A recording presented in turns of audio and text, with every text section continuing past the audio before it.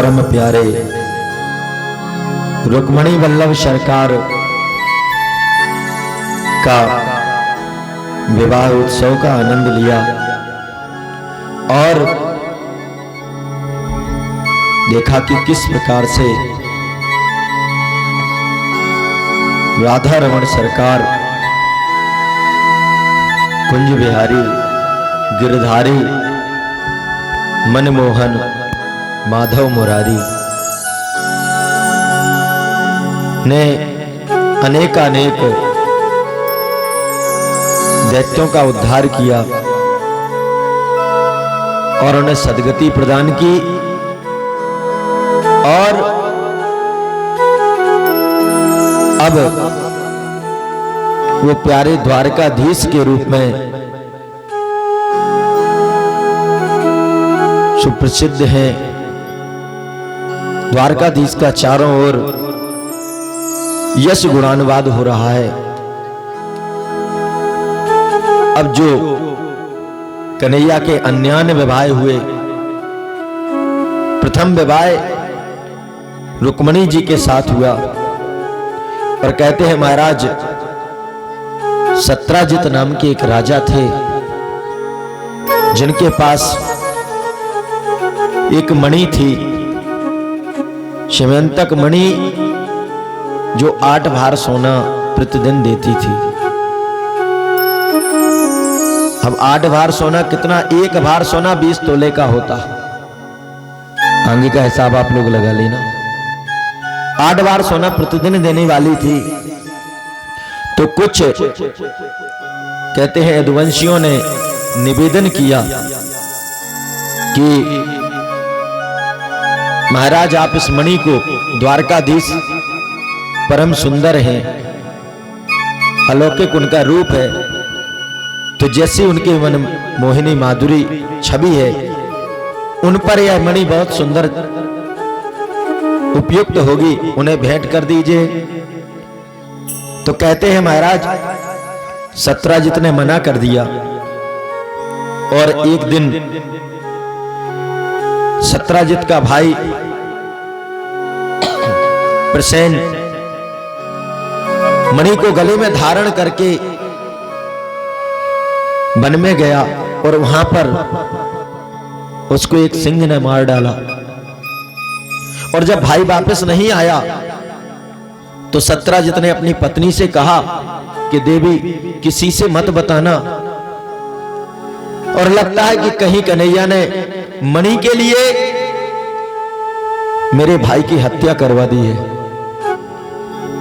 और कहते हैं महाराज जिस बात का प्रचार करना हो तो श्रीमती जी को बता दो और उनसे बोल दो कि बस किसी से मत कहना।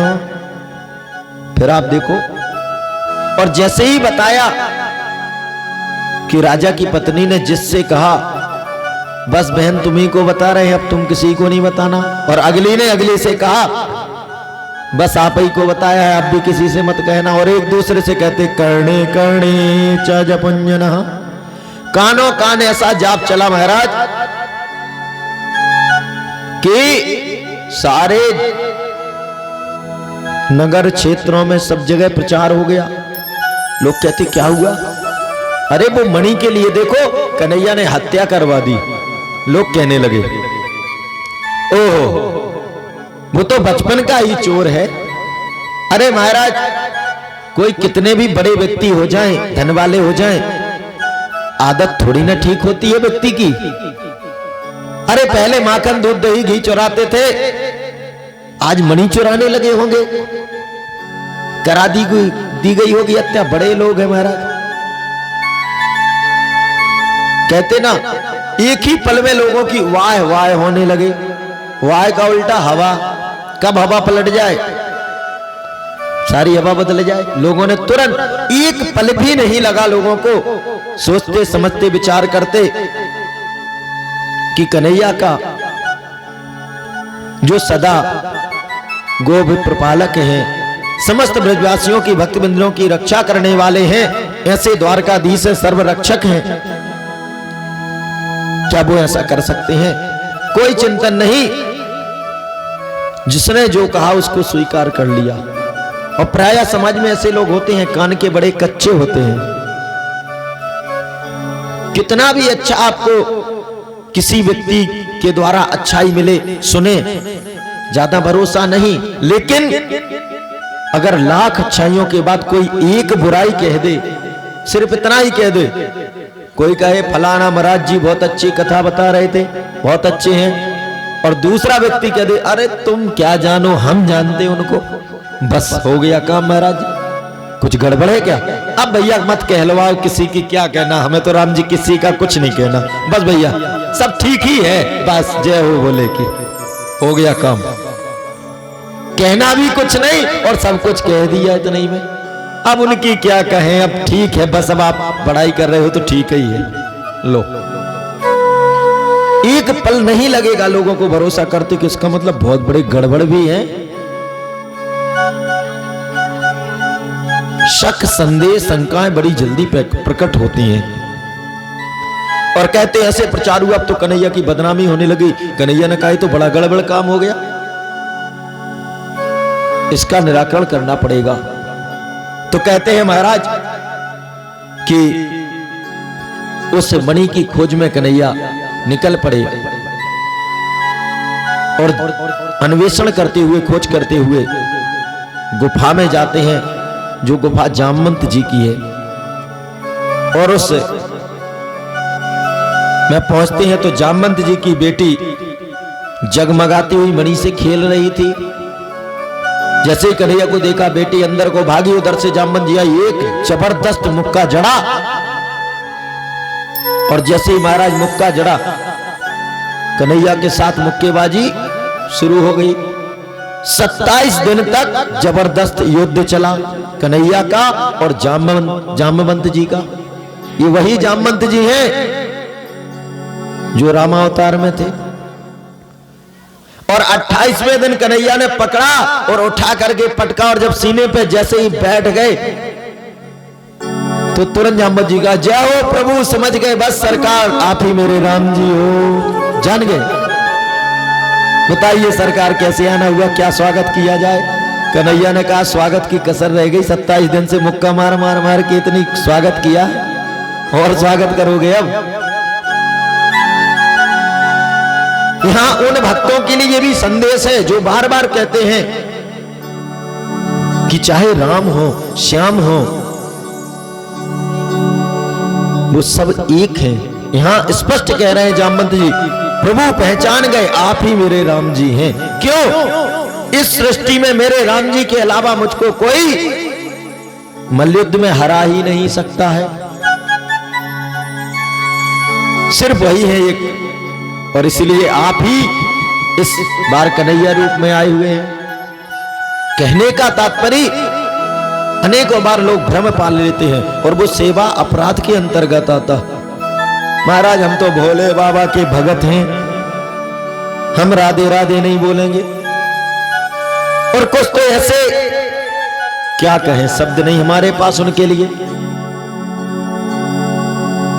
कुछ विप्र बंधु ही ज्ञान दे देते हैं, कुछ संत महात्मा नए नए संगठन वाले निकलते हैं, वो कहते राम राम मत कहना, क्या कहो? अब कुछ शब्द बोलेंगे तो वो गड़बड़ होगा, कहीं किसी की जय बोलो, कहीं किसी की जय बोलो। भैया कलयुग केवल नाम आधारा, सुमिर सुमिर नर उतरई पारा। कलयुग में सिर्फ और सिर्फ नाम, और प्रभु का पावन नाम, और वो नए नए नाम देते रहते हैं, उससे कल्याण होने वाला नहीं। उनके साथ तो वही होना है, लोभी गुरु लालची चेला, दोनों नरक में ठेलम ठेला। गुरु को भी डूबना है और शिष्यों को। अनेकों ऐसे जिन्होंने अपराध किए हैं, गुरु ज्ञान बांटते रहे, संस्कृति समझ नहीं आई, संस्कार समझ नहीं आए, और उसका गलत व्याख्या करने लग गए। भारतीय शास्त्रों को जाना ही नहीं और पूरा संगठन बना दिया। और हमारे यहां विद्वानों की कमी तो है नहीं, एक कोई व्यक्ति जो उल्टा कहे, सच बता रहे हैं, उसके पीछे सबसे ज्यादा भीड़ होती है। क्यों? इन पंडित जी को ज्यादा ज्ञान है। क्यों? ये पंडित जी तो बता रहे थे ऐसा, और ये पंडित जी ने देखो पूरी बात, अगर ये आरती ऐसे करा रहे थे, इन्होंने ऐसे करा दी, इनको ज्यादा नॉलेज है, क्योंकि ये तो सब लोग ऐसे कर रहे थे, इनको ज्यादा पता है, इसलिए वो परंपरा सी चल रही है। कैसे? एक उदाहरण से बात समझ में आ जाएगी। हमारे यहां कहा जाता है ईशावास्यमिदं सर्वम, सिया राम मैं सब जग जानी। ठीक, ईश्वर सब में है, भगवान प्रभु सबके अंदर है। ठीक है, इसमें कोई संदेह नहीं। तब करहु प्रणाम जोर जोग पानी, हम कहते ना प्रणाम कर रहे हैं हाथ जोड़ करके, बाबा गोस्वामी जी खुद कहते हैं, बाबा भोलेनाथ तो कहते हैं कि जो एक बार राम का नाम लेता है मैं झुक करके 3 बार उसको प्रणाम करता हूं। करते हैं, लेकिन ये अंदर से प्रणाम करना ये हमारी आध्यात्म की भाषा है और आध्यात्म के अनुसार है। अब जिन्हें ज्यादा पता नहीं था तो बोले क्या? बोले तुझ में भी भगवान, मुझ में भी भगवान। बोले हाँ, तू मेरे पैर छू ले, मैं तेरे छू लूं, पत्नी पति के छू ले, पति पत्नी के छू ले, क्या दिक्कत है? इसमें भगवान, उसमें। अब सुनो विद्वानों, भारतीय संस्कृति को। आपको महाराज आप कह रहे इसमें भी भगवान है, उसमें भी, हाँ है। 2 शब्द हैं, एक होता है समदृष्टि और एक शब्द है समव्यवहार। अब जिनको इन शब्दों का अर्थ नहीं पता, ज्यादा व्याख्या में नहीं जाएंगे, शास्त्रों में तो बहुत गहरी व्याख्या है, बहुत लंबा संवाद है, सिर्फ 2 शब्दों पे ले रहे हैं, इसलिए आगे अन्य प्रसंग बहुत है अभी। समदृष्टि, समव्यवहार। शास्त्र कहते हैं कि हमारी दृष्टि कैसी होनी चाहिए? समदृष्टि होनी चाहिए, अर्थात दृष्टि सब पर समान हो। छोटा बच्चा है तो उससे भी हमें प्रेम है, बुढ़े बुजुर्ग हैं उनसे भी हमें स्नेह है, उनके प्रति भी, चींटी से भी शत्रुता नहीं है। अयम निजा परो बेति गणना लघु चेतसाम उदार चरता नाम तु बसदेव कुटुंबकम। मेरा पराया जे कुछ नहीं, सबको अपना मानते हो। इसीलिए ऋषि हमारे यहाँ क्या बोला जाता है? विश्व का कल्याण हो। कभी नहीं कहते सिर्फ भारत का कल्याण हो, विश्व का। क्या पूरे विश्व में, अमेरिका में सब अपने रिश्तेदार हैं? नहीं, लेकिन हम इस धरती माँ को, पूरी धरती को अपनी माँ मानते हैं। और जब धरती हमारी माँ है तो उस पर जन्मे हुए समस्त जीव जंतु हमारे भाई बहन हुए ना। तो एक तो है समदृष्टि, और दोनों जीव में चाहिए समदृष्टि, सबके ऊपर हमारी दृष्टि रहे, सब पर दृष्टि हो, सब पर स्नेह हो। अब दूसरा शब्द है समव्यवहार, दृष्टि। अब जिनको ये पता नहीं चला 2 शब्दों का, वो कह रहे श्रम दृष्टि रखो, समव्यवहार रखो। तो सुनो, दृष्टि सम रखी जा सकती है और रखी जाती है, व्यवहार सम नहीं होता है। बात समझ में आ रही? दृष्टि सम होगी, हम जैसे कहें कि सबके अंदर ईश्वर का वास है, ये सब हमारे भगवान की बनाई हुई मूर्तियां हैं, ये दृष्टि है। लेकिन अगर हमको यहां व्यवहार करना हो सबसे, तो व्यवहार बदल जाएगा महाराज। कैसे? जो हमसे छोटे भाई हैं वो हमारे पैर छूएंगे। व्यवहार कैसा होता है? आपके यहां रिश्तेदार आते हैं, आपने उनके यहां 1100 रुपए किए हैं, आप उनके यहां 5 रुपए करोगे? बोलो, कुछ जोड़ करके करोगे ना। अब एक व्यक्ति तुम्हारे बेटे की शादी में फ्रिज दे गया और एक 5 रुपए दे गया, तो आप फ्रिज वाले को भी फ्रिज दोगे और 5 रुपए जिसने दिए तो उसको भी फ्रिज दे के आओगे। क्यों? समव्यवहार करना है ना सबसे। सबसे ऐसे करोगे व्यवहार। बोलो, व्यवहार सबसे अलग अलग होता है। स्त्रियां सब हैं, हमारे घर में मां भी स्त्री है, हमारी बहन भी स्त्री है, पत्नी भी स्त्री है। अब जो व्यवहार बहन से होगा उसका दर्जा अलग है, मां का अलग है, और पत्नी के साथ अलग है, बेटे के साथ अलग है, बेटी के साथ अलग है। व्यवहार सबसे अलग अलग होगा या नहीं? बोलो अब आप इसको कहने लगो महाराज ये तो भेदभाव हो गया। ये भेदभाव नहीं हो गया, इस सृष्टि के संरचना के अनुरूप सिस्टम है। कैसे? तुम्हारे घर में, रसोई घर में सब मसाले रखे हैं ना, सुनो व्यवहार कैसे होता है अलग अलग। किसकी कितनी शक्ति है, कितना पावर है, उसके हिसाब से व्यवहार होता है।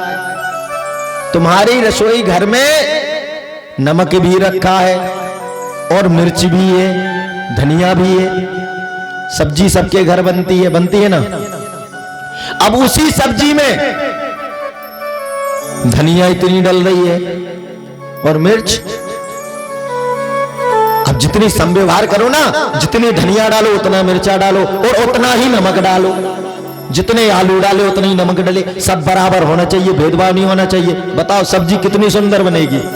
बोलो, जवाब दो माता बहनों।